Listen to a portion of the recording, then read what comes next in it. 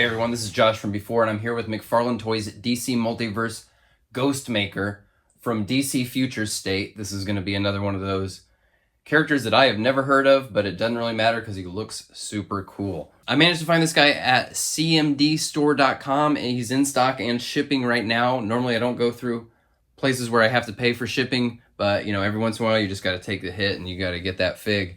So every once in a while, cmdstore.com, they come through big time. Take a quick look around the box here. Man, the photos on the back have just been getting better and better. They look really clean. I love the larger size. It looks sharp. There's that if you need it. Let's get Ghost Maker out of the box. Okay, I've only had him out of the box a minute, and I can already tell this guy is going to be really fun. I think this might be the Pocket Fig Ninja that I was hoping Ninja Spawn would be.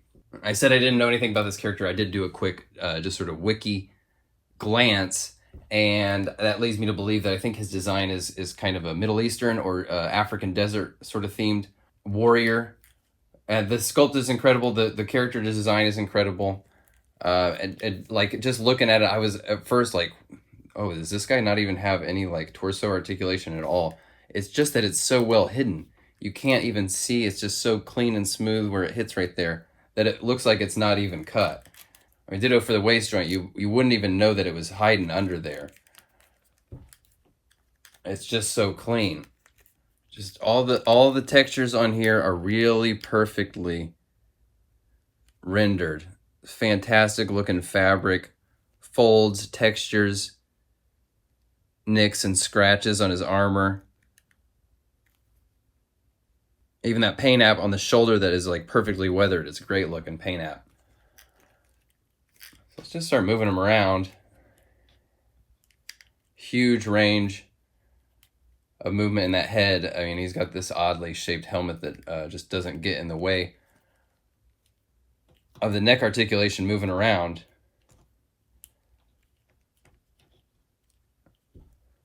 So he's got this slightly asymmetrical look with the way his cloak is draped over one shoulder, and so this shoulder pad will move up out of the way of there like so.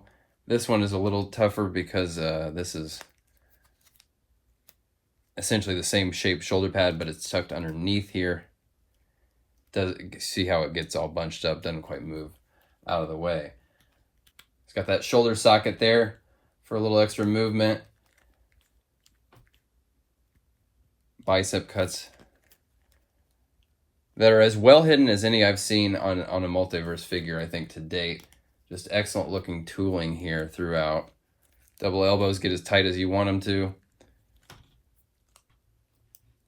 The wrists seem like they're not going to move much, and they're way tucked up under there, but he actually does. The sleeve there of his gauntlet has a lot of give, so those wrists still have plenty of range. Showed you that diaphragm cut a little bit, but man, once you start moving, this whole ab is soft and has some give there.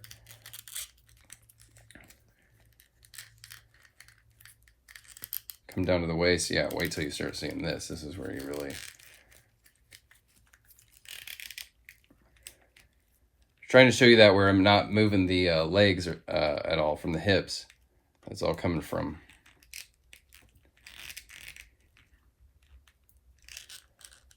waist there.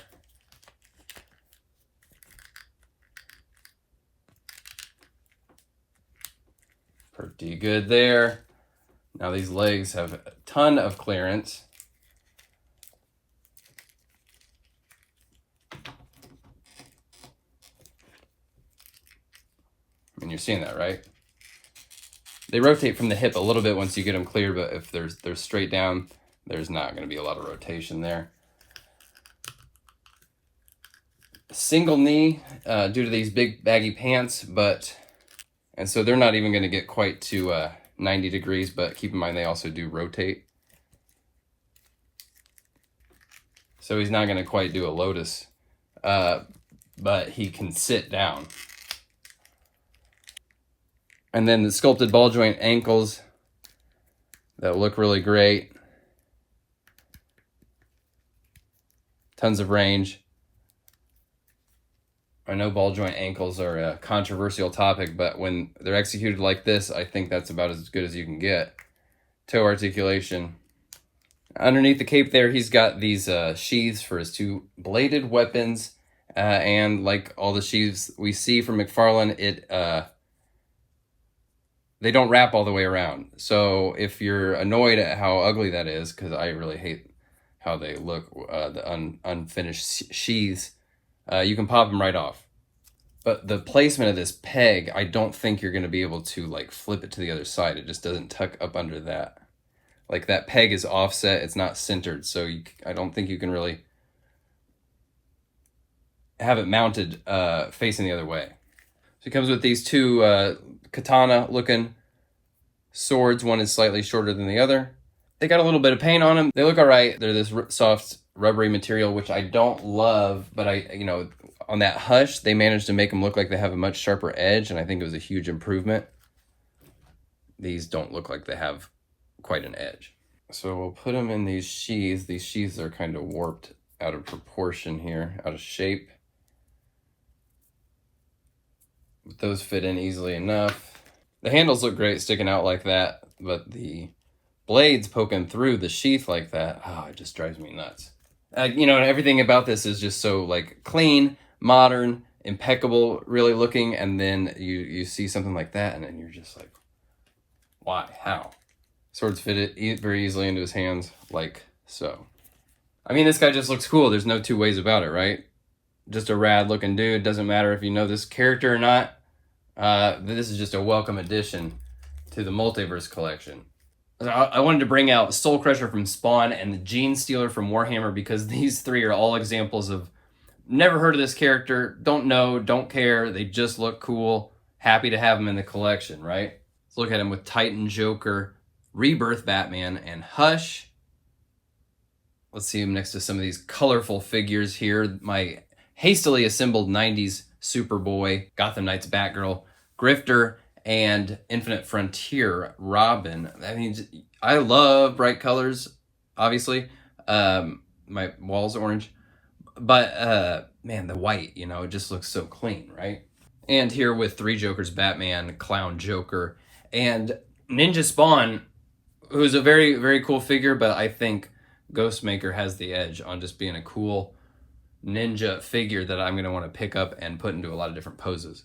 Here he is with the other future state releases, and I think, especially these two right here, Dark Detective and Ghostmaker, some of the best figures that they've put out in 2022 so far for the DC Multiverse line.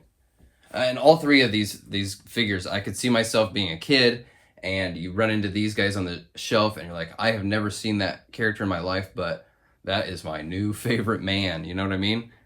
And let's take a moment to welcome today's entry into the From Before Figs Rogues Gallery. It's going to be Aviator Dan's. Dan's, thanks for being such a great friend of the channel. Always good to see you around. Always good to read your comments. Let's hear it in the comments for the man, Aviator Dan's. So I think that's going to be it for Ghostmaker. This guy's just going to be fun to pick up, play around with. I mean, he just looks super clean, crisp, modern. Just a great looking fig and great execution as far as the articulation, hiding the articulation. It's got the 3 A's for me. Aesthetic, articulation, and amusement, fun factor. And 4 A's, affordability. It's $20. So definitely go for this guy. I mean, whether you know who he is or not, this is just a solid, sharp looking figure. I think that's going to be it for today, folks. Thanks for hanging around, and I will talk to you all very soon. Bye.